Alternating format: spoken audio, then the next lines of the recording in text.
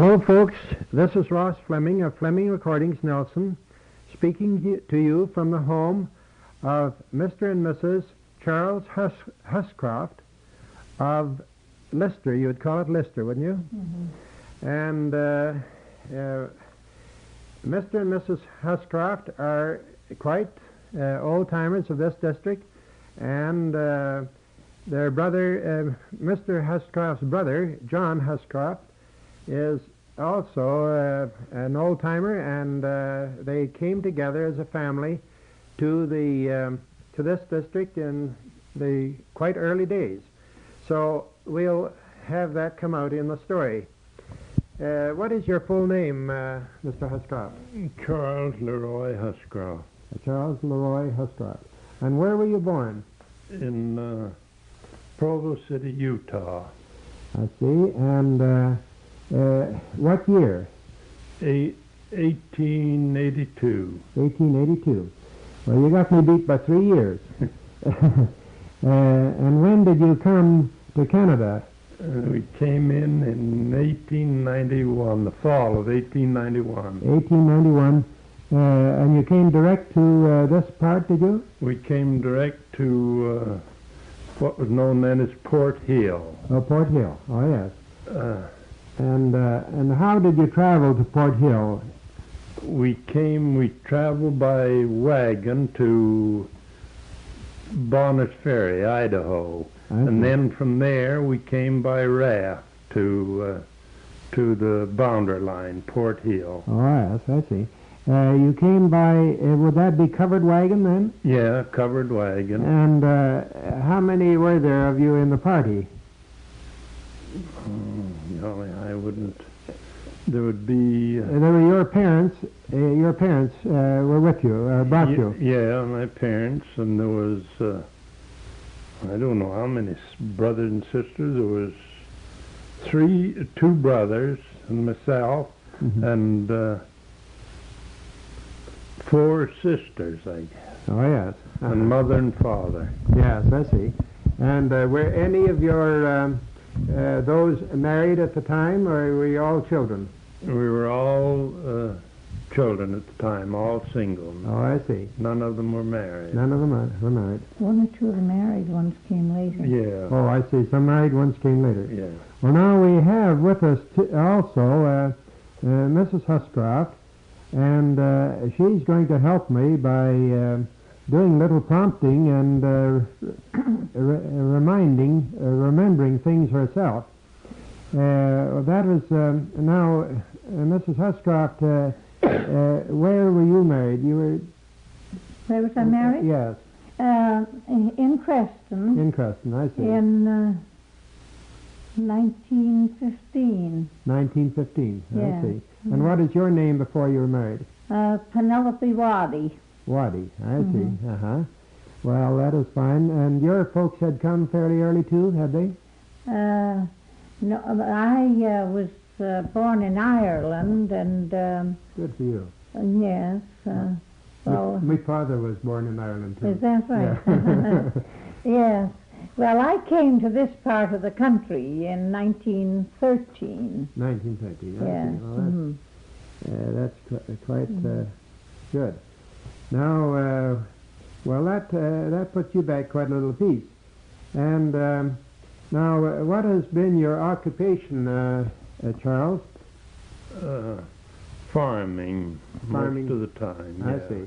Your folks were farmers in the East. Your parents were farmers in the East, were they? Yes, I guess you'd call them farmers. Yeah. Uh-huh.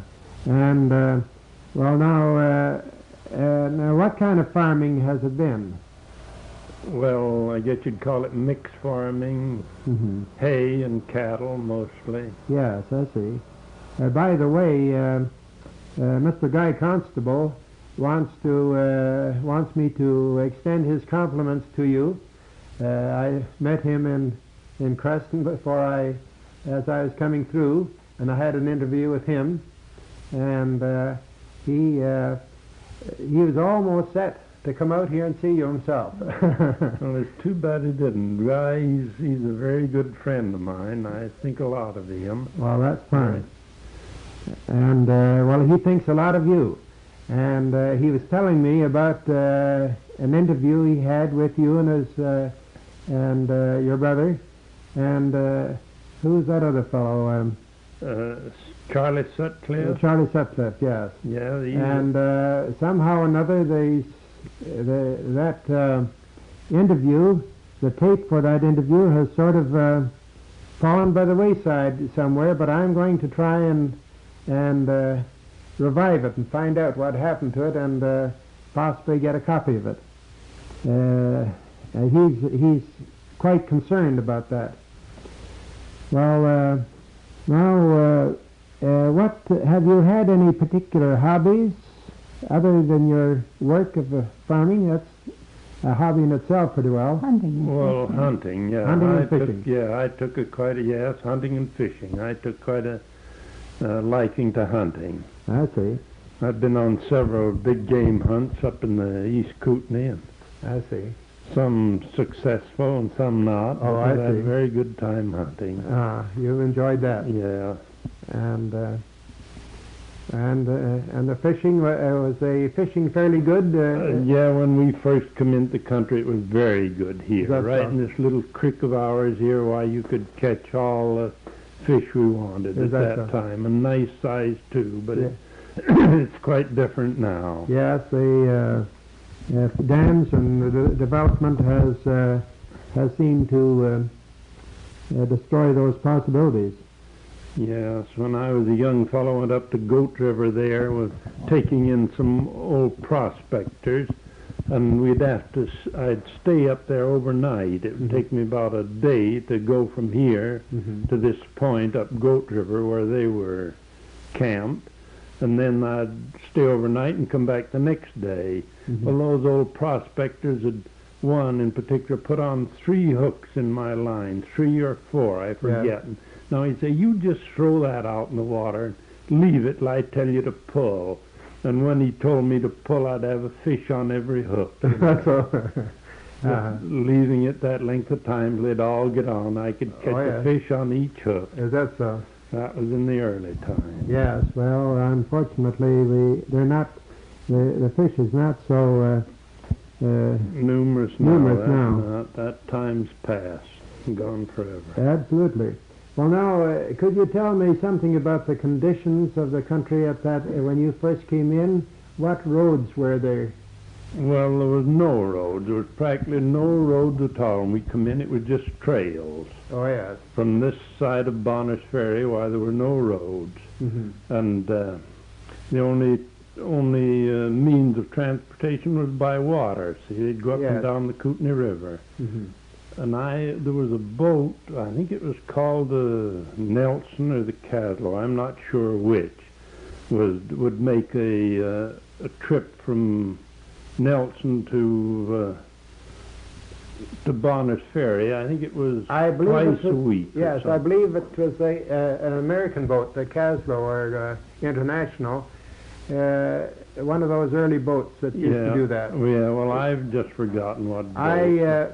They organized, in later years, some outings like that from Nelson.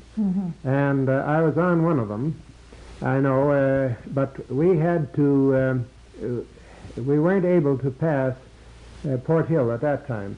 But I think at some of the earlier times, the earlier excursions went right down to Bonners Ferry. Yeah, that's why when we first come in, they'd go right to the ferry, right to Bonners. Yes. Did you know Bonners? Well, when we came through, there was only a very few people in Bonners Ferry. Oh, yes. The one in particular was Fry, I think. Yes. A man named of Fry. Was that Martin Fry, or was that his brother Dick Fry? Dick Fry. I believe it was Dick Fry. I'm not sure. Yes, probably I think John could tell you better.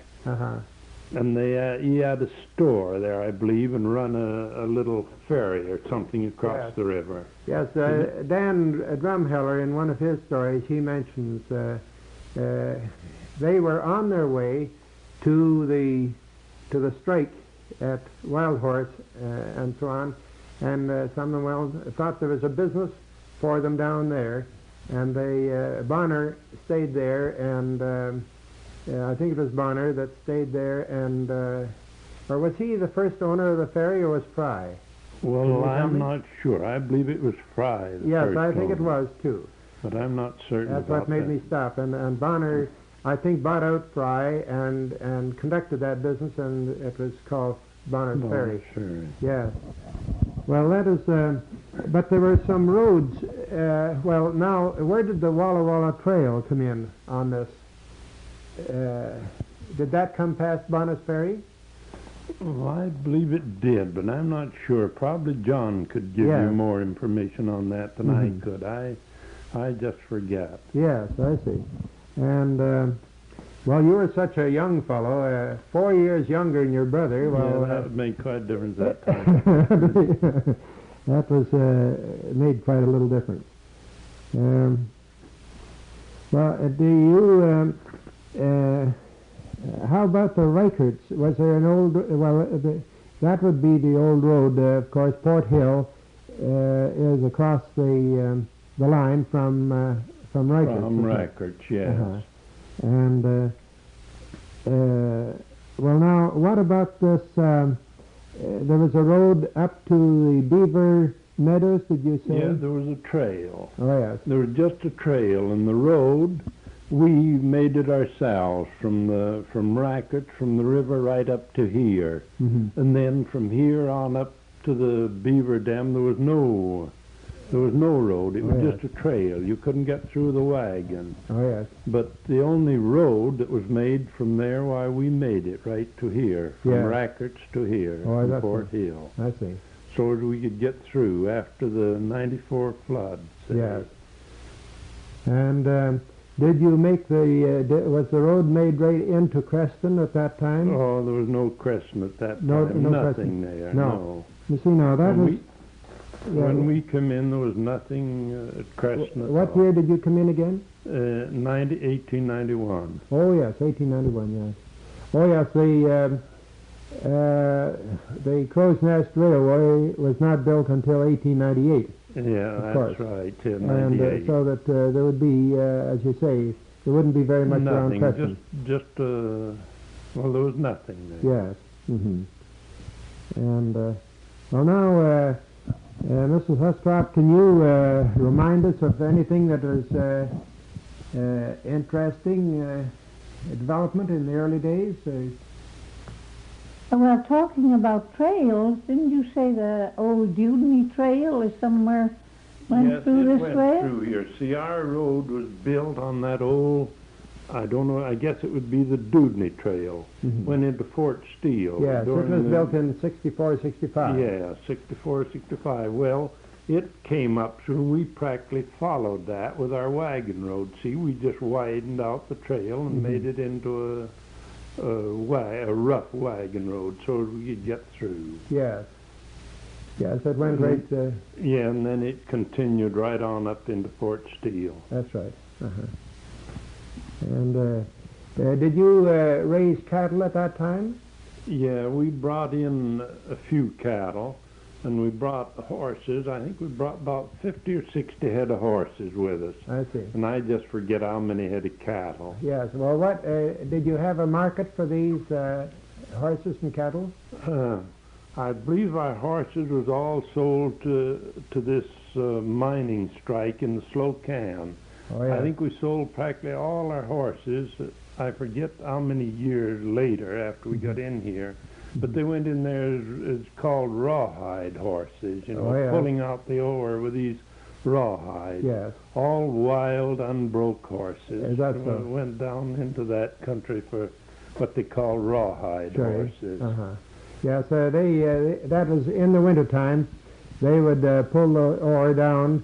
Did they use those rawhides in the summertime or just in the wintertime? I think it was just in the wintertime. Yes, they'd sort of make their roads in the snow, just go over the and they pulled the ore, they'd load the ore into these rawhides in sacks, wouldn't they be? Yeah, in sacks, and then the hide kind of laced around the sacks. Yes. And the snow would be so deep that they'd make a sort of a trail, and the horses or the rawhide could not get out of it. They'd Yes. just have to keep it going right down this And they'd trail. have to, the rawhide wouldn't slide too fast for the horses. Well, the horse would kind of get onto it, sit on the rawhide, and brace his feet, I see. to hold it back that way. He got used to that, They got to get trained to it, or they wouldn't last long. No, I see.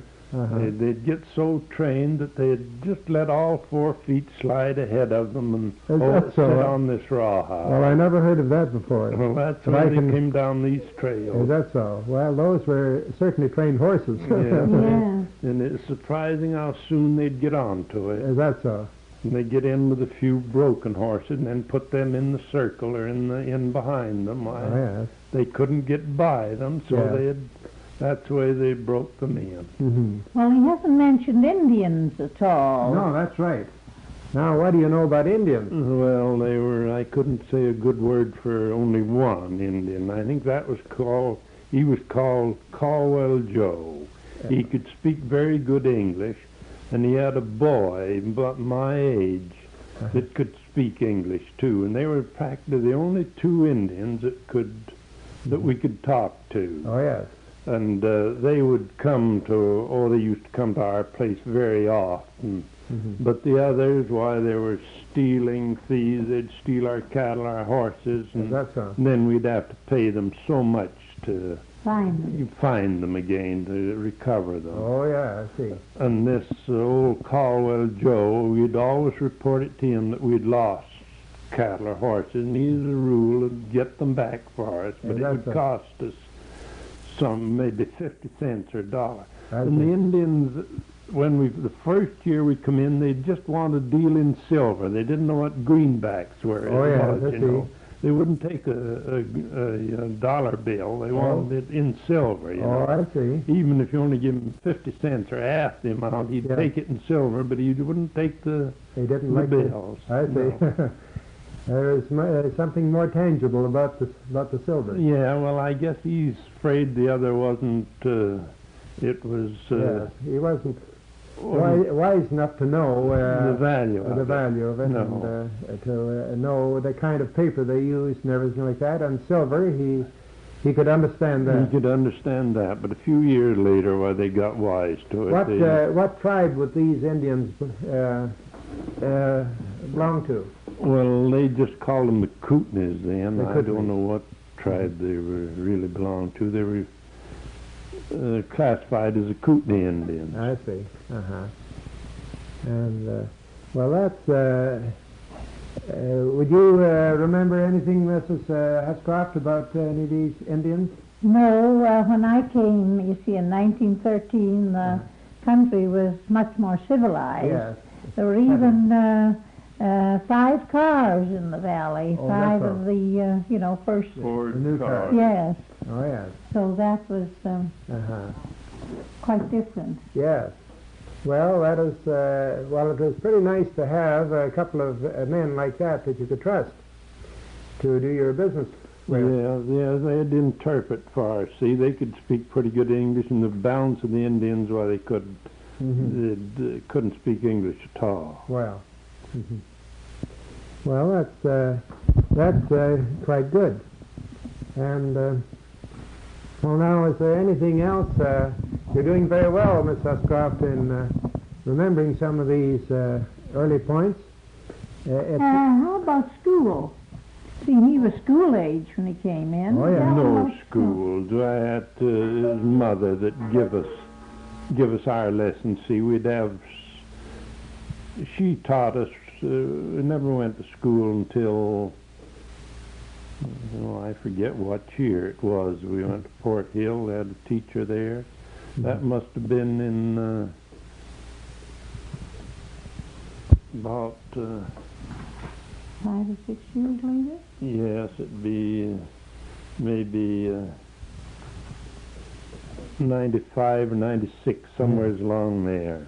I see. Probably John would remember. He might remember. Well, what year. Mrs. Snyder, who was a housekeeper for Mr. Reichert's, Yeah. was she a school teacher in the early days? No. Can you remember who they... No. No, She came in about 1918 Oh, I with see. the return men. Oh, I see. You know, the our first teacher was Dave McLaughlin. He was an old-timer Oh, yeah. in Porthill when we arrived, and he had quite a family. Uh-huh.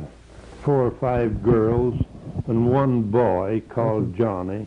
And I think there's only 2 of the girls living now. The rest are all dead. Well, he taught our first school there. in, Well, in Fort in Hill. Fort Fort Hill. Hill. Well, that'd be on the other side of the line. Yeah, on the So other you had to side. go to the United States for your education. Yeah, did you? we went into the States That's all.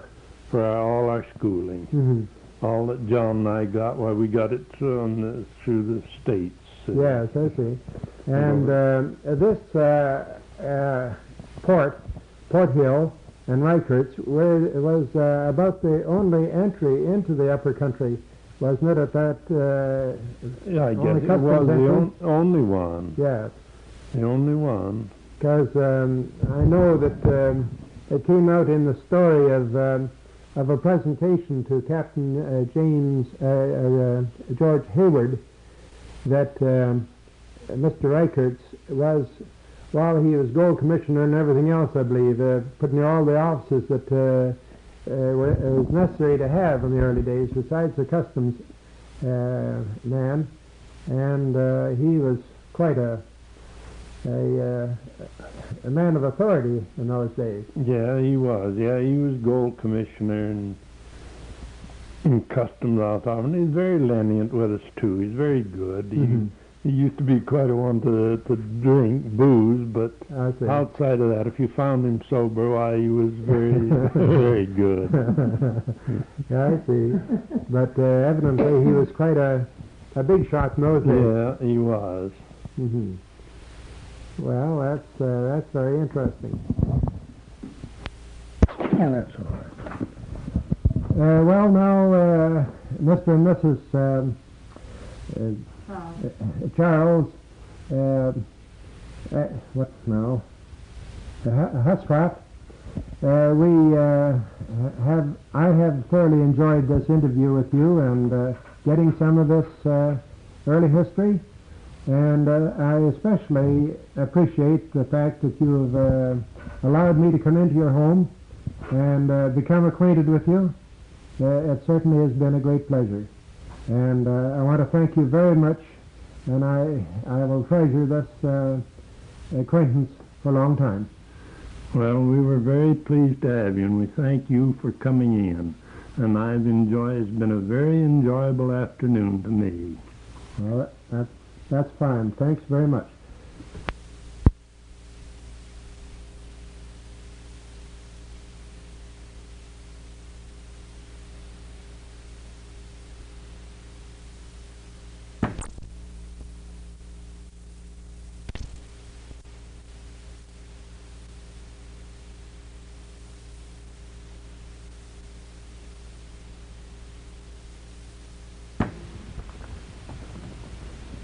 Hello, folks. This is Ross Fleming of Fleming Recordings, Nelson, speaking to you from the home of Mr. and Mrs. John Huscroft, Lister Post Office. And the Huscroft family have been here before there was hardly anything here before they were. So now we will get to know more about it by asking Mr. Huscroft to give us an outline of his travels. Mr. Huscroft, what is your full name? John Henry Huscroft. John Henry Huscroft. And where were you born? I was born in Sandy, Utah. You came out with your parents, did you? I came with my parents. And when did you come to BC? It was 1881. 91. Or 91, I meant. 1891. Yeah. And now you have been married since you've been in BC, and now... Yes, I'm married twice, raised a big family. I see. Well, now your present wife is I'll ask her now a few questions. Miss Huscroft, where were you born? I was born in Liverpool, England. Liverpool, England. Well, now that's let's see. Mrs. Charles Huscroft was born in Ireland, and you were born in England. Mm-hmm. Well, now they make a sort of an international affair out of this, don't they? Well, now, when did you come to Canada? Oh, I came to Canada in about 1907, I think. Oh, yes. Well, to where? To Calgary. To Calgary. Oh, I see. Mm. So you became a Westerner right away. Yes. And Calgary is quite different than what it is now. yes, I'll say it was. And when were you married? I was married in 1917, December 1917. I see. And you've been living on this property practically ever since? Yes, just about. Yeah. Just minus a few months. Yes, I see. Well, that's very nice. Well, now we'll come back to Mr. John Huscroft. Now, when you left Utah, how did you travel to this part of the country? Why, we traveled by covered wagon. By covered wagon? Yes, I think there was three large wagons, 4-horse teams pulling them, and a light wagon father and mother rode in. At that time, there was very, very few graded roads. It was just through the sagebrush in most places. Mm-hmm. We left Utah about the 1st of May, and we landed here in B.C. late in the fall. I think it was in October. Oh, yeah. We run out of roads about just below the falls in the Kootenay River, above Bonners Ferry, and we had to dismantle our wagons there and build a big raft and put them on. Oh, yeah. And then drive the cattle and horses overland. Oh, yes. The Great Northern was under construction at that time, and the roads, the grade was completed, but the steel wasn't ready. Oh, I see. And the tote road that they used for hauling supplies into the railroad was abandoned and blocked off in most places with the grades and bridges, you see. I see. But just as we happened along, you see, we had no wagon, we had no road to go, so we went on the grade. Oh, yes. And we'd have to go off of the grade occasionally, you see, to go down this loose dirt. Mm-hmm. We made an awful mess of it, and they finally stopped us. I see. Wouldn't let us go any farther. Well, there was nothing there but no other way but the river, so we How built far you had got to? just a point a few miles below the falls in the Kootenay River, above Right. Bonners Ferry. Oh, I see. Mm-hmm. So we built a large raft and dismantled our wagons and loaded everything on. Mm-hmm. And the family, my mother and girls and children, they come on a light wagon, 4 horses on it. They could drag it most anywhere. Mm-hmm. And Father and I was 13 years of age at the time. We, Charles was 8, wasn't he, at that time? I think that's about it. Yeah. Uh-huh. Well, we went in the raft. We almost wrecked it several times, but we finally got to Bonners Ferry. Well, We loaded the family on the raft and floated down from Bonners to the international boundary line, which took us 7 days mm-hmm. to float down. Now, did you come part of the way on the river? You made the raft Above, just below the Kootenay Falls. Oh yes, I see. And we floated so from there down. And you had to come from there to Bonners Ferry, Yes, To it start with. run right past. and that's where you had most of your trouble. Where you might just above Bonners, between the Bonners and the Falls. It's rough country in there. and the river flows north at that Practically in a northerly direction. northerly. Yes, I see. Well, that is very interesting. Now, just before you go on from there. Did you have any trouble with along the line with Indians or anything like that? Well, no really serious trouble. Mm-hmm. they were awful to steal things at that time. We had to be awful careful to put our tools away and under lock and key all the time. Oh, yes. But there was a little trouble, but nothing. Well, there was quite a little trouble in Porthill. It wasn't called Porthill at the time. It was before it got a name. It's there in the boundary line, a little store, a trading store, right near the boundary line. And there was some shooting took place. The Indians, there's quite a number of Indians around that day, and a few white men. And there's some trouble started. I don't know just what it started over. But however, there was several shots fired, and an Indian was shot. Oh, yeah. But he finally recovered. But we were a pretty anxious bunch of white men around there at that time. Yeah. We didn't know whether they all left, carried this wounded man away. They didn't know, and We they didn't didn't know know when they'd they'd blame come back. you. It wasn't your party. It was your No, it was some other people that was there, young Yeah. men, that got trigger happy, and Yes. the Indians got to shooting up and around the place, and this fellow, he took carefully when he hit one with a low powered rifle, and it didn't kill him, Oh, yes. but it put him out of commission to stop the fight right Oh, I there. see. Well, then you came with your raft to where? Right to the boundary line. When we finally moved, we really stopped it at a point 4 miles below the international boundary line and located on the Kootenay River. I see. That was before they started any reclamation works then. Oh, yes. It was before they started, 1 year before they started. And we stopped there until 1894, the flood of 1894. Oh, yes. We moved to the highland, the benchland where we're now located, Yes. Okay. and our homes and all was washed away on that riverbank. Oh, I see. In 1894. That was certainly a very general flood, Oh, wasn't it it? was a terrific flood. Yes, all over the country. It was a. There was about 8 feet of water over the Kootenay banks. Is that so? Now they're diking it. Their dikes at about 5-6 feet high. Wow. So at that time it would cover every dike that's in the Kootenay Valley. Is that so? A flood of that height. Well, now at the boundary, was there any customs at that time? Yes, Charlie Rackett. Charlie Rackett and his wife was the Canadian Customs Now, what year was this again?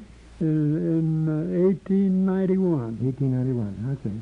Charlie Rackett had been in the country just 9 years He had before that. previous to that, And and he was the Canadian he was the Canadian. Customs officer, and he was also had a lot of other officers too, wasn't he? Gold Commissioner and. Yes, and mining recorder, and Mhm. he was he was the only officer around, you see, and He was a bit of a character too, wasn't he? Oh, he was. He'd been a mounted police, and he was quite a character. He was quite, took his job pretty seriously sometimes. Oh, yes, at times he did, but he was really a kind-hearted fellow. I see. We had no trouble with Ragged. In fact, he gave us the logs to build our first house on the flats. Oh, that's something I noticed when I came in here. This is a log house, isn't it? Yes, this is a Well, log house. now, my wife would like to see this place, I think, and she's always said that she would like to live in a log house. Well, And that struck me when I saw this place. Why, it has an attraction for both the wife and myself. This house is built of hewed logs. It's about 32 feet wide and 45 feet long. The logs are just hewed on the one side. And I hewed them carefully, lined them so that I made a true wall for the inside. Oh, I Left the see. round part outside. Oh, yes. Then it was, I put on strips to hold the lath and plastered the whole thing inside. Mm-hmm. So it made a really nice house, good Yes, house, warm house, and it's cool in summer too. Mm-hmm. Yes, it's very attractive to me. But I I can't understand now how I got the time to build it. Oh. Put in all that work on it. Well, of course, time didn't mean so much somehow No, it those certainly days than it does now. I don't suppose you would take that time now. Oh no, we wouldn't have time to do it now. We have to. Uh-huh. Well, that's very nice. Well, now, Charlie, do you remember anything that we left out there at all? Well, I don't know. It seemed to me I did a lot of talking. I don't know whether I covered it all. Let's see. It'd be interesting if I give a little report on the flood of 1894. Yes, it would be. You see, we tried to kid ourselves that the water wouldn't go over the Kootenay bank at that time. It was all covered with heavy timber, and we cleared it away and planted gardens. Built a house and a barn. We had a barn there, built of logs we'd caught floating down the river. This barn was about 40 feet long and 20 feet wide. There was a loft in it with a few tons of hay. Well, when that flood come, we didn't realize we were in danger until the water really got over the bank. Oh, yes. One morning, I remember well, we sat down to the breakfast table, and just as we started to eat, the water started to creep in over the kitchen floor. Oh, it did. Before we finished breakfast, in 15 or 20 minutes, we had to put our feet up on the rungs of the chair to protect them and keep them out of the water. Is that a fact? That's how fast it was coming. Wow. Well, we certainly would have been in terrible trouble, but the reclamation company had been operating then for, I think, about 3 years, and they had a small steamboat and a barge right handy. Uh-huh. Well, they fetched this barge up to our place when they realized how fast the water was coming, and we just loaded all our clothes and what we could carry onto this barge, and all the family, and they pulled it up the river to a rocky point there just below the Canadian Custom House.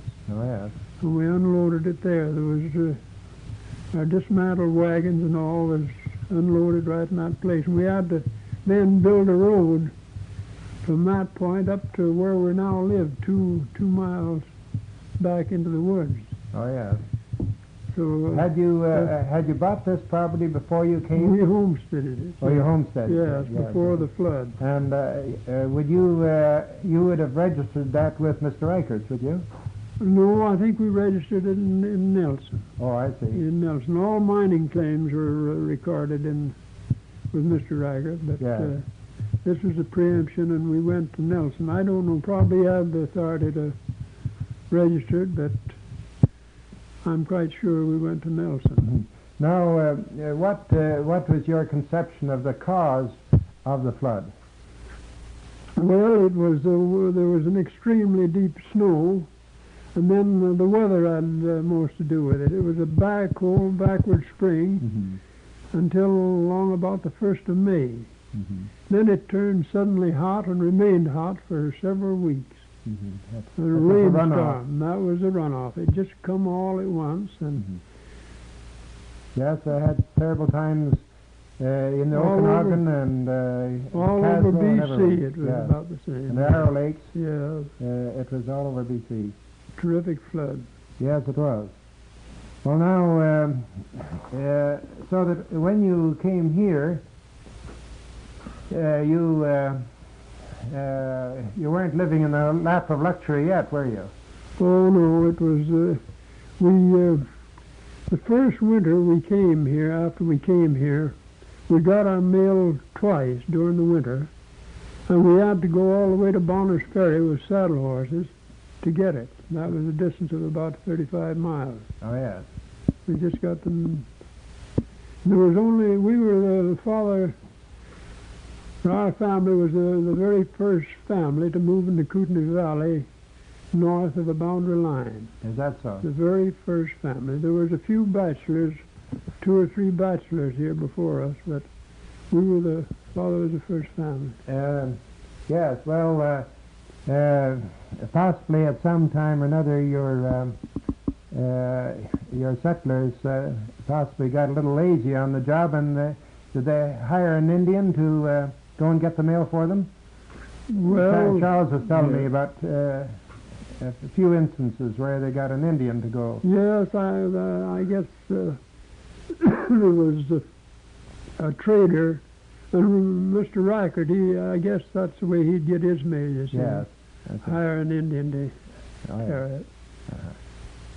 So but the fact remains that during the winter, what months would that be now? Well, it would be from December, January, February, and all of March.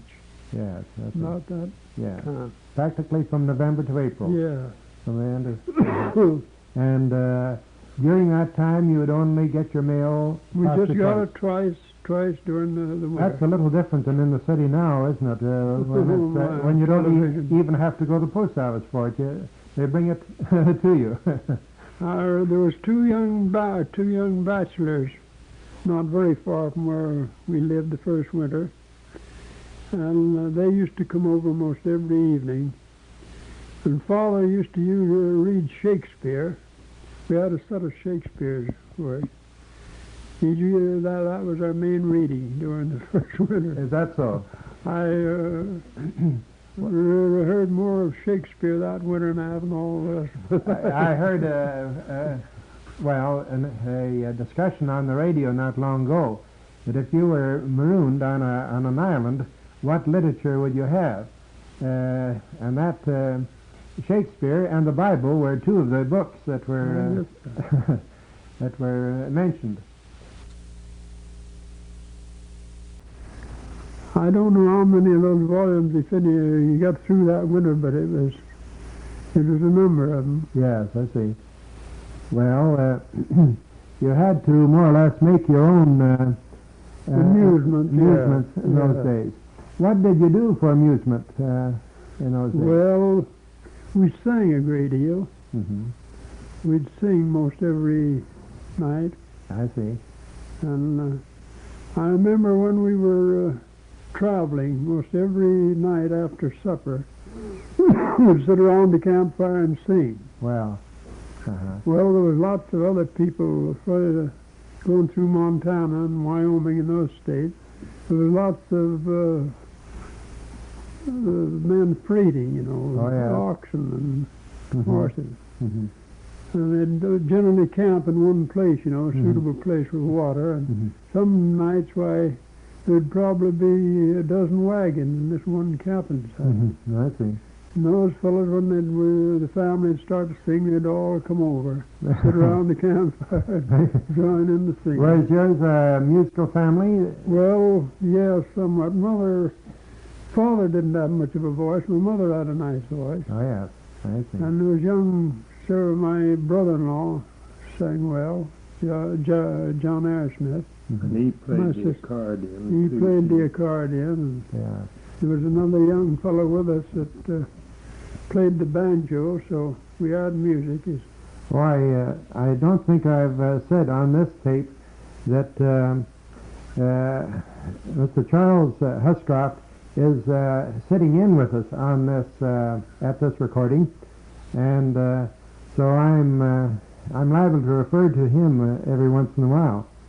Now, in this party from Utah, were you all related? Mostly all related? Yes, by marriage. Yes. By marriage and blood relations. And blood relations. How many were there in the party? Do you remember? Well, there was two families. There was our family. I guess how many would? There must have been about 10 of us. Mm-hmm. 10, and then my brother-in-law, 3 in his family, or 4, I guess. And then there was Ayersmith? Ayersmith, yes. Mm-hmm. There was 2 other young men came with us until we got to Kalispell, and then they got jobs on the Great Northern, the construction of the Great Northern. I see. and well, that made quite a gang. Now there must be quite a gang of Huscrofts around, or their relations around this part of the world now, isn't there? Well, my cousin of mine, Donald Young, once said a party in the beer parlor, says, you want to be mighty careful what you say about Huscrofts in this valley. Almost sure to be talking to one of them. You haven't any idea right offhand how many there would be related to one another in this valley? No, I'd just be a wild guess. Well, make a wild guess. I dare say there's probably 75. How about you? Would you? I guess you're very close. Yes. Be 75. Well, that's fine. Say, there's another thing I might say. When I mentioned Father reading Shakespeare, he had a fine, splendid reading voice. And he also was the official reader way back in the Pony Express days. Well, when the mail was carried from Missouri right through to San Francisco with ponies, Father lived in Missouri, I think, somewhere there, along the line, and there would be a paper dropped off at this community, this little village. Oh, yes. And Father, that was his job to read the paper every time it came through. Well, He'd get on a stump and... He was practically, you might say, a town crier. Only he was a town leader. He'd read this paper from front to back. That's all. They'd gather together and he'd read the news. He'd read the news. They'd all get it. That's kind of hard on the paper, on subscribers. The papers wouldn't quite appreciate that nowadays. They'd prefer for everybody to be a subscriber. The papers were so scarce those days that they could only afford one to a town. Yes, I suppose. Well, that's very interesting. And now, when you came up here, I understand the Dewdney Trail went through here somewhere. Yes, it passed through right just slightly back of where Creston is now. Oh, yes. And then it took across the flats a few miles below Creston and went up Summit Creek. Oh, yes. Well, I mean coming this way now. I understand that it came to your corner up here. Well, that would be what we call the Fort Steele Trail. That went to Bonners Ferry. Yeah. I think the old Dewdney Trail went up over Summit Creek. Of course. Well, that's going over to Selmo. Yeah. That's going south. But they utilized this trail because, of course, they were heading for the Wild Horse. Excitement in 1864-65. That trail came right through our homesteads here. Yes, that's the point I wanted to bring out. That it came right through at the corner of your right of your corners up here. It came right diagonally through Charles' place and just took across the corner of my place. Yes, I see. That old trail. I see. And I understand Charles was telling me after, just a little while ago, that there used to be a sort of a campsite on his property there, and people would rest there overnight to make... Oh, well, that's quite the creek, they'd strike water, the creek running right through his place, you see. Yes. Well, before I forget it, Charles took me out for a drive. Here we went out looking for you, but he was showing me the route of the water line. Well, now that's a little bit different now than it was when you first started here, homesteaded here. Yes, when we first came up, why, Father, he is from an irrigated country south of here, and he couldn't imagine farming without water. Yes.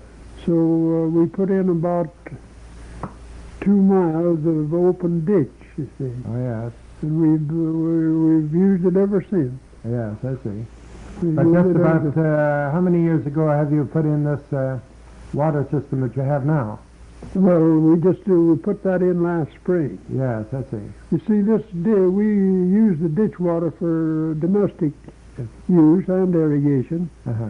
and it was all right for the first few years, but when the country got settled up, Uh-huh. it became polluted, Yeah. you see. Mm-hmm. So we had to get another source of water, and this spring, a few of us got together, and we bought about 3 miles, 4 miles of plastic pipe, Oh, yes. and we piped the water right from the base of the mountain. Oh, yes. So we now got pure water. You've got pure water. Pure Mhm. water, and it's under pressure. We have a And- good pressure, about How many are there in this company? 10 of us, I About think. 10. Uh-huh. And you've done the work yourself? We did the work ourselves and put it in. Well, we used modern equipment, you see, and it simplified the water. Yeah. When we first put in the ditch, we did it all by pick and shovel, Yes, practically. I see. Now we put a ditch down over 2 feet deep Uh-huh. with bulldozers and a plow made for that purpose, Oh, and yes. it just went through once or twice over it, and there the ditch was made. Well, isn't that, yes, It's just wonderful. that's the modern machinery, isn't it? And put Coming in into play. plastic pipe. Oh, yes, yes. Well, now that's, now you also have electricity through here. Yes, now. we have electricity, and we have a good phone service. Yes. We Well, have- that electricity, is that the West Kootenay? yes, it's the line? West Kootenays. Yes, but you're tapped onto the line that goes to Kimberley. Yes, I Yeah. think it'd be that. Well, now there's quite a difference now. You've got the modern conveniences of a city now, and with the pure fresh air of the country. Yes, it's And a little different to what you found at the beginning. so what a difference. Yes. Now,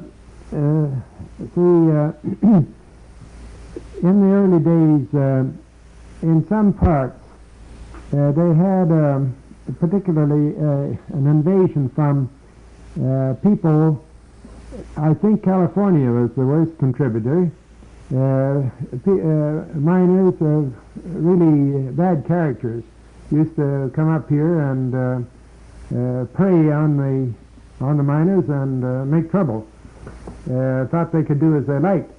That seemed to be the case right down on the Fraser River and also in the Kootenays at a Wild Horse and so on like that. They took more or less took the laws into their own hands. Did you have any bad characters around here? Well, there weren't very many prospectors around. We were living in the valley most of the time, you see, farming, and we had seen them just passing by. Yes. But there was a lot of those characters come into the Slocan during that boom, Mm-hmm.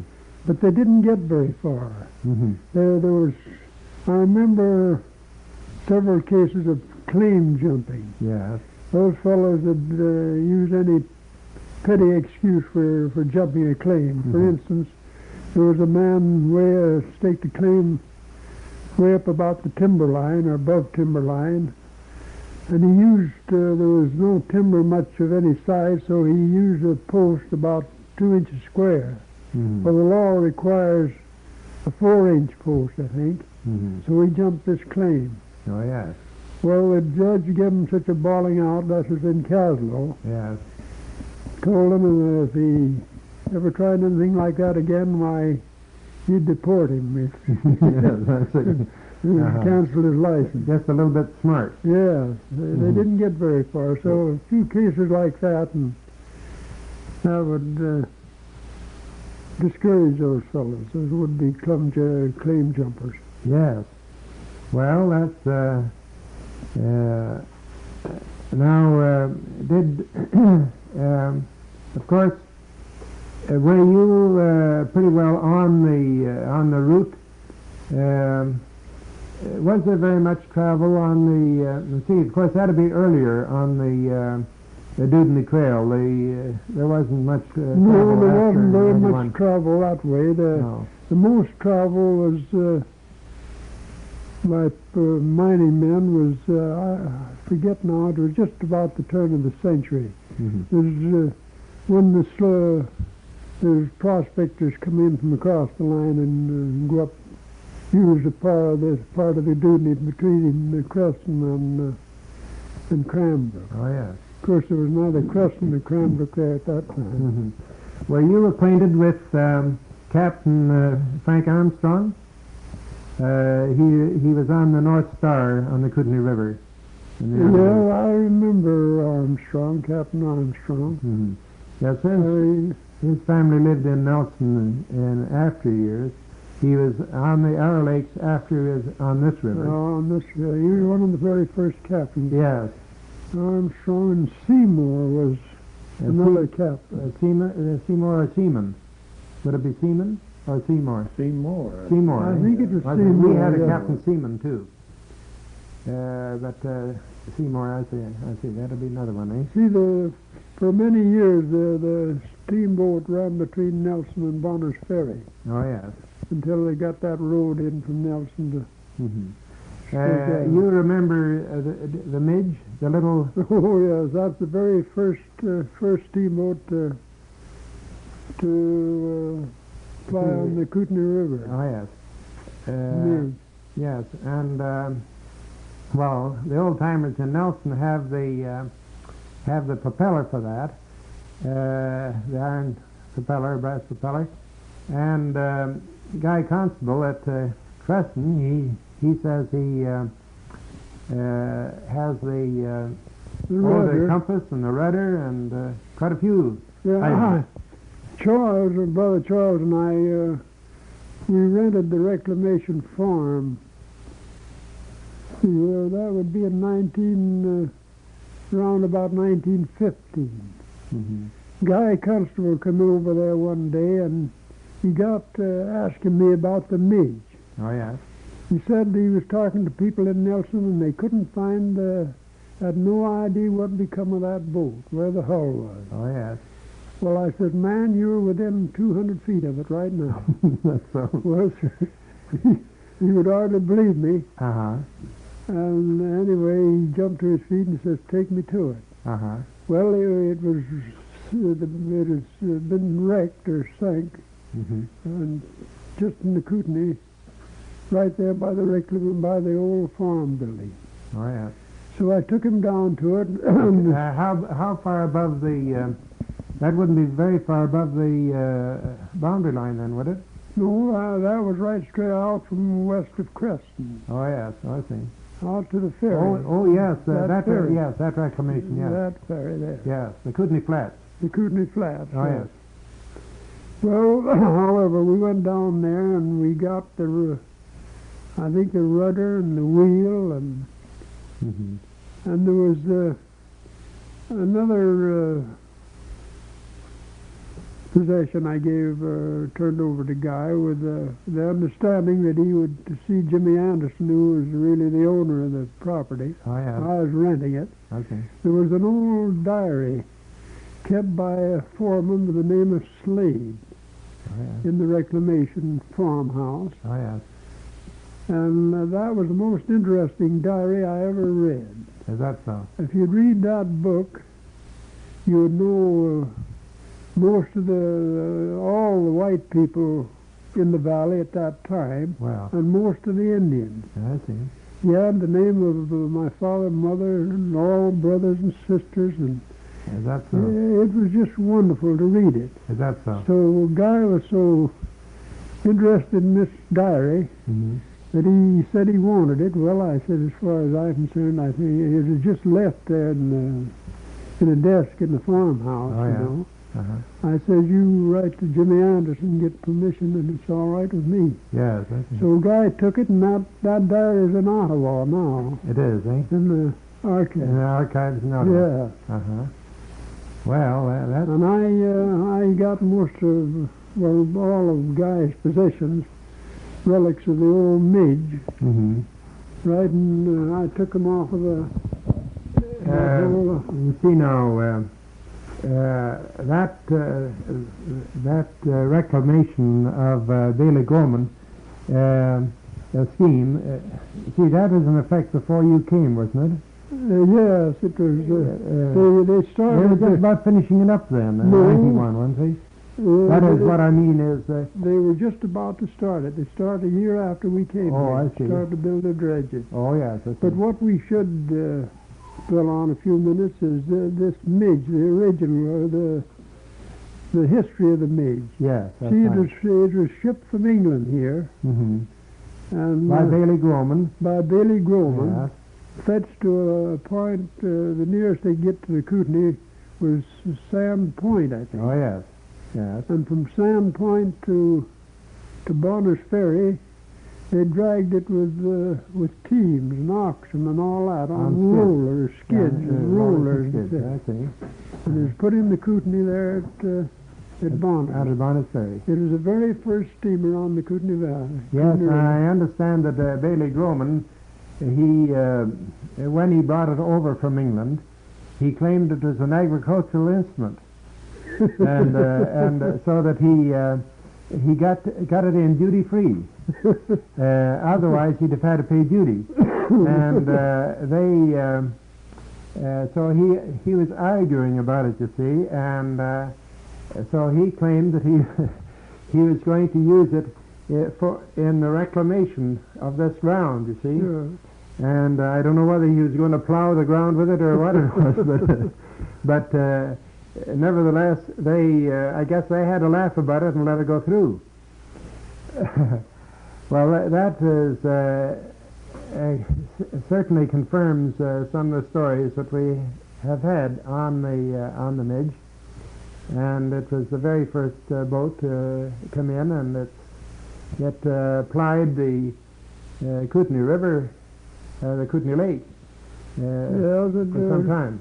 A man by the name of Davis, I think it was Charlie Davis. Mudhen Davis. Yes. That's what we called him when he wasn't there. But when he was around, presently, it was always Mr. Davis. Yes. Because he was an Englishman, mm-hmm. but he had the characteristic of an Irishman. Oh, I see. He'd go to battle just as quick as you'd wink your eye. Oh, is that so? He was sure. He went to now, he took this Midge. He became owner of the Midge after Bailey Groman used it for a few years while Davis bought it. Oh, yeah. And he did use it on his farm there, you know. Mm-hmm. He had a little barge, and he'd load the barge with hay and potatoes and cabbage and what stuff he'd raise and take it to Nelson, cows load along there and peddle it. Yeah. So that's how it got the name of Mudhen Davis. The old-timers all called this little steamer the Mudhen. Yes, that is because it sank and got filled with mud or something. I don't know how it got the name. I think they had it tied up, I think at one time at Bonners Ferry for a while, and the water raised, and the tie rope held it down, and it sank. It filled the sediment. Filled up the silt. Well, that's...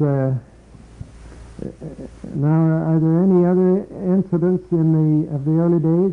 By the way, I must say the same thing here as I said to Charles. I had an interview with a guy, a constable, and I don't think it had taken very much to have had him come up here and visit you again, because he was he perked right up when I told him I was going to see you two today, and he told me about this interview that he had with you, you know, at one time, and so I was quite interested in that, and I don't quite understand why. He can't understand and has not been able to get any information on it, but somehow or another the TV files in Vancouver was damaged in some way, and that tape that you and and Charles and Charlie Sutcliffe. and Charlie Sutcliffe, with Guy sitting in on it,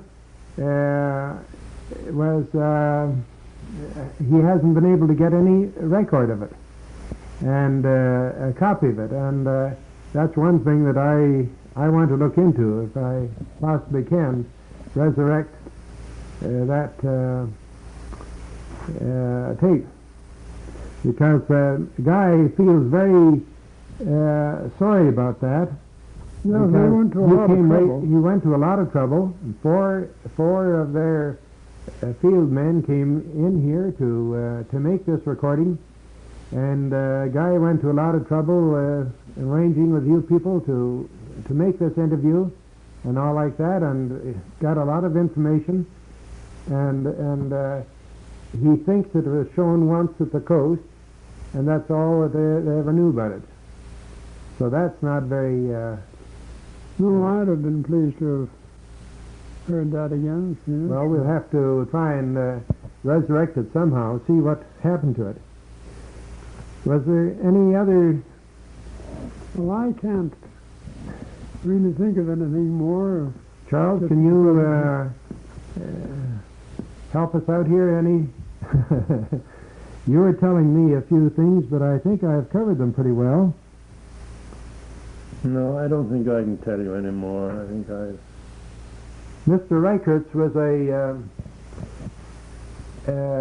he had a homestead of his own down near the line too, didn't he? Well, he was supposed to have had a homestead, but he really didn't preempt it until a few years after we came into the valley. Oh, I see. He neglected it. He just settled there, and there was nobody wanted land around, and so that was it. But it was a few years after we came in then he realized that he should record it. Well, now, Charles, you were telling me a little while ago about how he guarded his property. Could you give us that story? Oh, yeah, I was telling him about those dogs, that he had that pen of dogs. Pack of hounds. The hounds. Do you know how many there was in the pack? Oh, I don't think he knew himself. Well, I think at least a dozen. And this big wire enclosure he had, wasn't it? Just a wire enclosure around a dog kennel. And then I was telling him about the ropes, he had run from his bedroom so that he could release them at any time that he thought he was in danger. But I don't know whether he ever did, and I don't know what become of them, but I think I was more scared of the hounds than the Indians was. I know whenever I went around there, I made sure the doors was down, they were closed. He figured these hounds, if they got inside of a certain enclosure, why the hounds would attack them. And oh yes, if he ever released them, why they would make for anybody, whoever was in sight. Why they would sure go for it. They were pretty fierce dogs, eh? Yeah, they were a fierce bunch of dogs. Mm-hmm. And I don't know how long he kept them, but he must have. And how would he feed them? You had to buy cattle, beef. It cost him far more to keep his hounds than it did his family. That's what I should think, too. So in the winter, I guess he'd have to get meat from the Indians, deer meat or something like that. See, now, he married an Indian, too, didn't he? Oh, no. Oh, he didn't? No. Mrs. Reichert was, her maiden name was... Wells. After her father was one of the founders of the Wells Fargo Express Company. Oh, yes, I see. Uh-huh. She was a Wells. Oh, yes. And now there's another thing that you mentioned, the prevalence of some cougars around here. No, yeah, I was telling him about that cougar, that I shot out here when I was hunting and shot him, wounded him, and then I had to go back and get you to let you in on the kill. Do you recollect that? Yeah. And I was telling him about you programming this pole, now he would hang on to it and we could drag him out of his hiding place. They're awful brutes when they're They're pretty large animals. Yeah, they're large. Animals. I know this stick that I got, or pole, it was a dried tamarack, and that's the hardest wood that grows in this country. Oh, yes. And I'd probe him with this thing, and he'd grab it, and he could sink his teeth right into that hard wood. Well. Oh, just like as if it was in a vice. And you were telling me that if they made a kill and they couldn't eat it right away, they would try to hide it or preserve it under a pile of leaves or rubbish. Brush, I Brush. was telling them about them hiding those colts that they killed for us there. They'd cover them with brush or whatever they could get hold of, grass or something, but they completely cover it. Mm-hmm. And they would make raids on your farm and... mostly colts. These are small horses. Yeah. Well, I guess they'd kill. Did they ever kill any calves for us? I don't remember them killing calves, but they seemed to have a particular liking for young horses, or colts especially. Oh, yeah. For the first few years after we came up here, we raised but very, very few colts. If you happened to let a mare out in the woods, why, she'd almost sure to lose her colt. I see. Uh-huh. Come back the next day, all her face all torn up, Mm-hmm. without the colt. Well. Mm-hmm. Well. Now, when you come across from Utah, you brought some stock with you, did you? Yes, we brought, I think, about 50 head of horses and about 25 head of cattle. Oh, yes. We took these horses in part payment for the farm we sold down in Utah. And the horses those days were quite valuable. Mm-hmm. Man couldn't get along without a horse those days because there was no car, no tractors or anything. Without a horse, you were lost. Mm-hmm.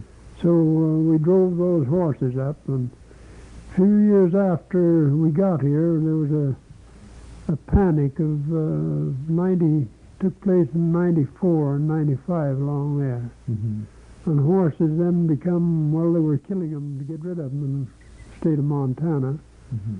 They lost their value, so we got rid of ours by selling them cheap to be taken into the Slocan to use as pack horses and rawhide, pulling rawhide the ore down the mountains from the mines. Hiding the ore. And that's how we happened to get dispose of our herd of horses. Charles has given me a sort of an interesting sidelight on that. I never heard that before, but Charles, how well were those horses trained in rawhiding? I was speaking about, the way they would sit on the rawhide and put their feet out in front of them to keep it from running, holding it downhill. Yes, acting as brakes on the rawhide. That was quite right. And the snow, they'd be like in a trough. The snow was so deep, the horses even couldn't get out of their trough or track, and they would just go down the hills that way, switchbacking back and forth till they would get to the bottom of the hill. Yeah, but I guess a horse would pull probably half a ton. I think they'd load about a half. More than that. They'd put as much as a ton of that lead ore on a rawhide. Mm-hmm. A ton. The ore would be in sacks. All in sacks, and those sacks weigh about 150 pounds. They weren't much bigger than a 50-pound salt sack, or hardly that big. That's all. Yes. Uh-huh. And so, and of course, we might say that this rawhiding was done in the winter when there was plenty of snow, and it made it easier traction for the rawhide to come down from the mountains. Yeah, that was practically the only way they had of getting that ore out of most of the mines. Mm-hmm. Hauling it out in rawhides. There was no tramways at that time. There was no tramways, no bulldozers to build roads. No. And then the snow, while they'd go right over windfalls, rocks, or anything, the snow got to be about 10 or 15 foot deep. Mm-hmm. And they'd make a trench, first make a trench, and then just keep into it, and it'd naturally get deeper. Mm-hmm. It's just like a deep ditch. Yes, after all. Uh-huh. Well, that's a sidelight for people who are new to the country, and you know, I hope that some of these stories will be interesting to the children that are going to school nowadays, to show the conditions that under which people lived in the early days, and how they had to work. It's hard, I can understand, it'll be hard for a youngster now to imagine the way we lived for 60 years ago. Mm-hmm. Things are so different, so entirely different. Yes. Yes, that's quite true. We have, as I was saying a little while ago, we have so many conveniences now that living in the country is as good as living in the city now. Yes, we have most of the conveniences, but it wasn't always that way, was it? No, I should say what did not. you use for light? Well, if we ran out of kerosene, we would use grease of any kind, tallow, and put a wick in it, and get along without that. It'd be sufficient light to see our way around the house, but not to read by. It wouldn't help the kids learn their lessons very well, would it? Not. It'd be pretty tough on that. Yeah, so you had a lot of inconveniences to put up with. But sicknesses was the worst. You know, when we were miles and miles from a doctor. Mm-hmm. I remember one winter, shortly after we arrived in the valley, one of my sisters got a felon on her finger. Well, the finger swelled up twice its natural size, and it finally got infections and started blood poisoning. Mm-hmm. Well, her arm swelled up and there was black streaks running up her arm, and we knew that infection had set in.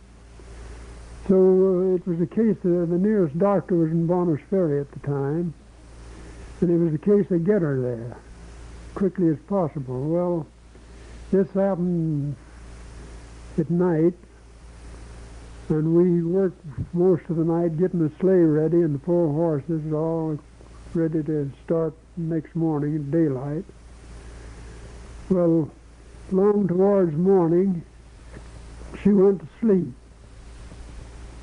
and rested. Well, Mother thought probably the worst is over, and she happened to be right, because we didn't have to go. Fortunately, her arm, I see. So the swelling started to and what go down. What had you done to? Well, the turpentine and hot water was mostly about all we did for her. Mm-hmm. Yes. Keep it in hot water and turpentine. I see. Mm-hmm. Yes, and I suppose in those early days the doctors were very scarce, and childbirth was a problem too, I guess. Oh, wasn't it though? That was a terrible problem. Mm-hmm. Yes, Of course, in a farming community, the women more or less rose to the occasion, and they made pretty good doctors. For the first few births in the valley, the mothers went to Bonners Ferry or Nelson. Oh yes. Uh-huh. Yes, they were taken to the doctor as far as that as any that I happened to be close to. Yes. In some farming communities, I suppose it's more of a problem. Of course, it is right in the city too sometimes. Yes, it's.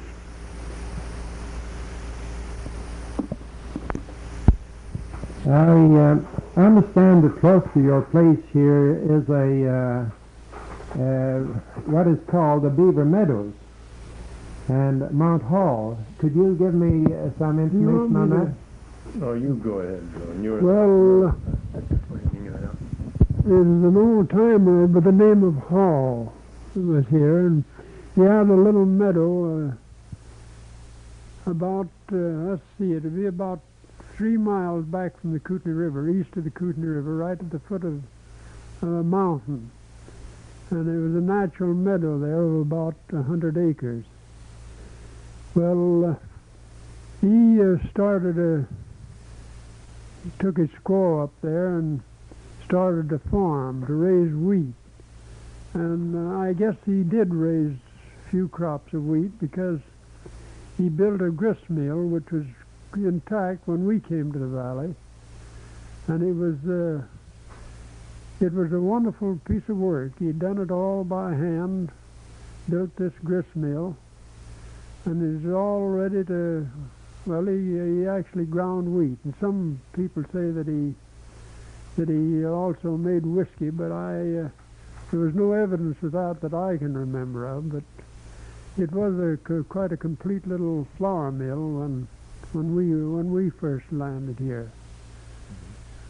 He finally left the place, and other people from the east bought it.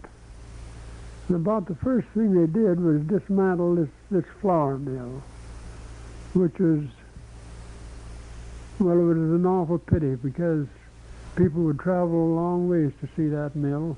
Mm-hmm. It is all done by hand, you know, and wow. It is wonderful work. Mm-hmm. Yes, that was a shame. He had the people, a few that was here at the time when we came, they said that one reason why he left, he had trouble keeping his Indian wife. She didn't like to live up there away from her people. And she kept running away from him and going back to the tribe. And that took a lot of his time. It took him a couple of days to go down and get her. He'd find her and fetch her home. But he finally got a padlock.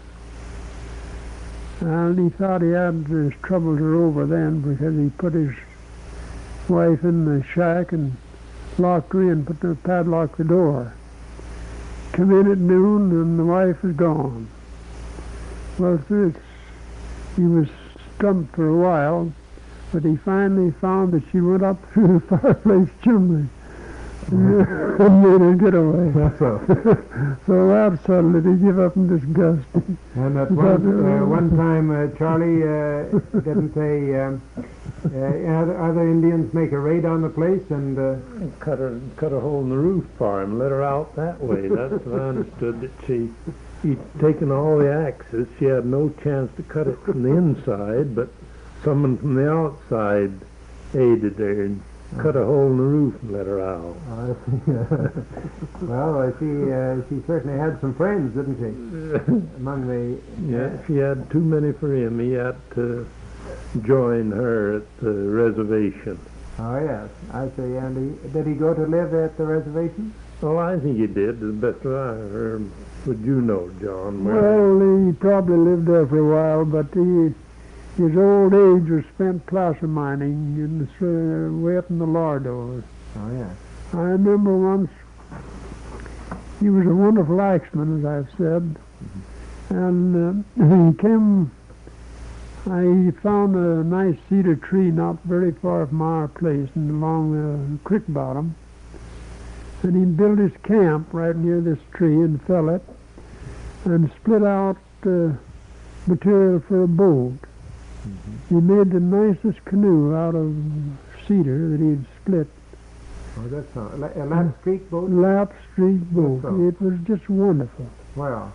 And when it was completed, he carried it to the river a distance of a mile and carried it on his back. It was that light night. Wow. Mm-hmm. That was the last I remember seeing Hall. Well, he never seemed to, I never knew him to... And was there a mountain called after him? Well, we call this Hall Mountain directly back here, I think. Oh, I see. I don't know whether it's... the local people calls it Hall Mountain. Yes, I see. You don't know whether it's officially... Yeah, I don't know whether it's... called Hall Mountain, but... Mm-hmm. Well, it should be, of course. It means... it has a meaning, hasn't it? Yes, it is. Well, that's... now, Mrs. Huscroft, I'd like to know more about your family. Can you give me the names of your family, and would you give me the year they were born? Most mothers can do that. Oh, yes. It depends how many you want. They're not all here anymore. Oh, yes. Well, give me, you were married twice, were you? No. Once. Oh, I Only see. one. Oh, I see. That's fine. Give me those. Well, I had 7 of my own. There were 4 boys. How many boys? 5 boys and 2 girls. And then 2 girls are now married. Dawn and Shirley. And there are 3 boys of the 5 left. And luckily, fortunately for us, we have them all around us. They're all living in the district. Yes, I think that's the wonderful part, that your children are staying with the old farm, and evidently they feel that they can make as good a living here as anywhere. Yes, well, of course, there's only the one on the farm. Tell them what about next year, taking over the farm. Well, it's just the youngest son is taking over the farm. He lives with us. He's just now married. He's got a bride of 3 weeks. Oh, yes, I see. Well, and, see now, could you go through from the beginning and give me their ages and names? Yes. At least their birth dates and the names. Yes. Well, what about Elmer and Irene? Did you tell him about them? Those are his first 2. Yes, Elmer and okay. Irene. Irene is living in Alberta, and Elmer has gone. He has 2 children living down here near us. Oh, yes. And then I had 4 boys, Bert, Leonard, Warren and Kenneth. Bert would have been about 42, I guess, now. And Leonard he was born in 1920.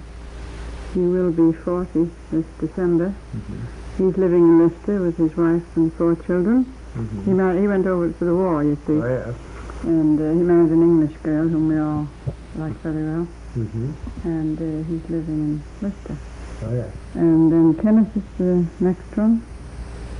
And he is also living in Leicester. He has about 7 children. Oh, yes. He is about 36, I guess, now. And there's Huscroft, other places than Leicester, eh? yes. And then there's Dawn, she's Mrs. Alfred Summerfeld. She is living in Leicester with 4 children. And Shirley just married 3 years ago, come this January, I guess. She was the travelling one of the family. Right. She went to England about 4 or 6 years ago, I guess, and travelled around Europe and so on. And she, after a year of that, she came home and she worked again to make money to go on another trip. This time she took me with her. Oh, good. Which was marvellous. I should think. And then when she sent me home by plane, she stayed on in London and got her old job back that she'd had the trip previously. Oh, yes. And while she was there, she met an Australian chap whom she married. Well. And they are now living here. Have bought a piece of land on the corner of our place. So that's so. We're all together. Well, that's, I think that's wonderful. There's so many. And of course there's Mickey, who has remained on the farm. The other boys are on the mill. Oh, yes. And Mickey is remaining on the farm. He's remaining. Takes over with the farm all the time, and he's going to take over now. Yes. Well, that's very interesting. It shows that the farm has its attractions for the young people. Yes, they are. The grandchildren are very fond of it too. There's one in particular who is extremely fond of it. He's been on it a good deal of his life. Well, thanks very much for giving me this little resume of the family, and I'll be expecting to see putting a Huscroft on putting every corner. Could be. We have had about I think we've had 20 grandchildren. 20 grandchildren, eh? Oh boy. We've had I think it's 15 now. Yes. And so We haven't caught up to you yet. Well, that's fine. And Mr. Huscroft, you were married once before. Yes, I've been married twice. You've been married twice. My first wife died about 4 years after we were married. She died young. Oh, yes. Left us with 2 children. Mm-hmm. Well, that is very nice. Well, I'm pleased you came up, but you people, men like you, deserve a lot of credit for kind of recording this history of the country. Well, if nobody paid any attention to it, why, how little we would know of the past. Well, these recordings, of course, will be kept forever, and they don't wear out. And I'll be supplying copies of this to the Cranbrook, the East Kootenay Historical Association, of which you're in their territory. And they were of great help to me in the trip that I've just made up to Cranbrook. And we even took a little trip up to Fernie. But in this program that I have, the Tales of the Kootenays, we have to. Yes, this tale of the Kootenays is intended to cover the whole of the Kootenay district, and we are trying to get. It's on a very humble basis so far. Through the kind cooperation of the stations in Nelson Trail and Cranbrook, we're able to put on this program, and it's a hobby so far, and I just hope that I'm able to cover the district properly and thoroughly as time goes on. But it is a wonderful occupation, really. And I'm thoroughly enjoying it, especially meeting such people as yourself, who are so very, very friendly. Wherever I go, people are just like Charles was saying a little while ago, why he'd be offended if I passed them up in the future. But I would like to get as many of these stories as possible, and possibly I might have to spend my time doing that. But don't think for a minute that I'm passing you up ever, because I will always appreciate this privilege of coming into your home. Well, you're perfectly welcome. We're mighty pleased to have you. And it's a fine thing for the country that men like yourself, or we'd lose all track of the past. Well, I think that we should have got started on it a lot earlier, but of course, tape recording, as far as the recording tape is concerned, it hasn't been on the market too long, but it's a wonderful means of preserving this history, and we hope that we can contribute something to the history of the country by doing these interviews. Speaking again to Mr. John Huscroft, and he mentioned in his story having made a raft, or his family having made a raft, when they come to the Kootenay River on their trek from Utah to British Columbia. And I would like to get the story of his trip down the river, but just before we start on that, Mr. Huscroft, would you, you mentioned, I asked you a little while ago, what is the reason why you came to British Columbia? Would you just repeat that reason again, please? Well, the only reason I can think of is my father was an Englishman. He was born in the old country, came out here, and he didn't exactly like some of the Americans. He wanted to get back. As he got older, he wanted to get back under the British flag, and that's the only reason I can think of were to fetch him here, because it was so difficult to get into BC at that time from the south, that we came by wagon to the end of the road. In the last 75 miles, we had to go on a raft. There was no road. We came by the way of Kalispell. The fall of the Great Northern Railroad was being constructed. The grade was completed, but the steel wasn't laid.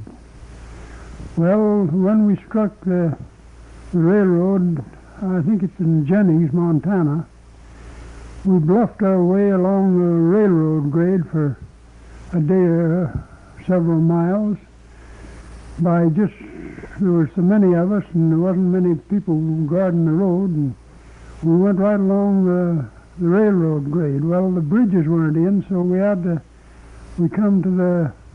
have to go down off the fill occasionally whenever we come to where the roads didn't meet, and it made an awful mess of the road. So the contractors got together and they stopped us at a place just, I think, about a few miles below the falls in the Kootenay River. Well, the only thing we could do then is to build a raft and float down the river. Father hadn't known anything about the river. I don't suppose he'd have ever attempted to building a thought of navigating it at that time with a raft. But however, we camped for about 1 week building this raft. It was about 40 feet wide, or 40 feet long and 14 feet wide. We had no bolts or nails of any kind, so it was all pinned together. With wooden dowels? Yes, with wooden dowels. And that took a lot of work. But then, however, we finally completed the raft, and we dismantled, I think it was 2 big wagons, carried them all, wheel at a time, down to the raft, piled it on, and all our bedding and practically all our worldly possessions, what the clothes we were wearing. And we started off. We got ready to start. Our father was taking me. I was only 13 years of age at the time. I was to go with him down the raft, and my brother Jim was to take his mother and the rest of the family in a light wagon with 4 4x4 horses overland to Bonners Ferry. Well, just about when we were ready to start, there was a young man come walking down the grade with a heavy pack on his back, and Father asked him if he didn't want to ride to Bonners Ferry. He said yes, he'd be delighted. He's tired of carrying this pack. So he went aboard and we turned the raft loose. Well, we stood there and watched for a few minutes till they went around the bend about a quarter of a mile below, and they were going about 10 or 15 miles an hour when we saw them last. And then we all rushed to the wagon, jumped in, and we'd gone about a mile when we saw a man standing in the road about a quarter of a mile ahead of us. And Mother said I really, that looks like your father. If we hadn't seen him go on the raft, I'd have swore it was your father. But however, when we got up close, it turned out to be Father, all right. And he said the going got rough. We were hitting boulders and that, and when the raft jumped around the shore, why, his mate jumped off with his bag and said goodbye, and away he went. So Father got the raft tied and come up and got me. Well, we walked down through the brush over the rocks and got on the raft and turned it loose. There was just a canyon there, and now the river was narrow and strewed with boulders. The raft would strike one boulder and another, and I was expecting the thing to go to pieces any minute. But however, we got a few miles, and finally there was a mountain jutted right out in front of us. The river seemed to run right into a bluff of rocks, which caused a terrible whirlpool. The front of the raft went over this whirlpool and struck the bluff and left me out at the back of the raft right directly over the pool, the hole. Well, the raft started to sink immediately, and I started to climb up on these wagons, dismantled my wagons, and there must have been 4 feet of water over the deck when the raft swung out clear of the hole, and my end of the raft was in front then, and away we went around the bend and finally landed in Bonners Ferry.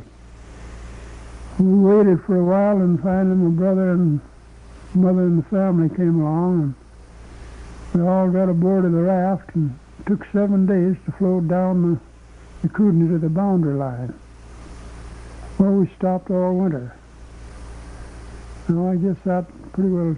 Yeah, that brought you to the boundary line. Well, thanks very much. That's a very interesting little story. It certainly must have been an exciting and dangerous trip. Yes, Mr. Huscroft, you also have a little story about a horse. Oh, yes, that was the horse we called Dick. He was owned by a trader, an Irishman by the name of Mike Driscoll, who ran a trading post just near where Porthill is now. And whenever he had a saddle horse, which he used to ride probably once a week, if the weather was good, just go out for a short ride. And this horse was a nice-looking horse, well-gaited, and just a nice saddle horse. But whenever Mike wanted to go to Bonners, he'd always hire a horse from us, one of our saddle horses. Well, us boys thought it kind of strange why he hired one of our horses when he had such a good saddle horse himself. So one day I asked him why it was he didn't ride Dick to Bonners. Oh, he said, Dick is too old for that. Why, Dick is over 25 years old. And he said he's a famous horse. He says Dick won 2 of the races from Fort Steele to Fort Shepherd. He was the only horse that ever had won the race more than once. Generally killed a horse to win that race. So Mike bought him and took good care of him as long as he lived, as long as Mike lived. But he died about 5 years after we came to the country, and the horse belonged. He gave the horse to a half-breed by the name of Johnny McLaughlin. The horse must have been nearly 40 years old. He was only 35 when there was 2 timberjacks rode this horse and another one from Porthill to Creston early one spring in March, and the road was muddy, and one of them was riding Dick and the other was another horse. Well, the horse was poor and weak, and he died right just about half a mile east of Creston, within a few hundred feet of the old famous Dewdney Trail where he had won those races. Oh, I've often felt sorry that I didn't save a hoof or some part of that horse to remember him by. Let's see, that race was along the old Dewdney Trail. Old Dewdney Trail from Fort Steele to Fort Shepherd. To Fort Shepherd. And that's from the Kootenay River to the Columbia River. Yeah, well, it would be from Fort Steele to the Columbia River, yeah. Yeah, Fort Steele to the Columbia. Well, now that's very interesting. It's too bad that you didn't have a picture of him or something of that nature. Well, thanks very much for those stories. They're very interesting sidelights.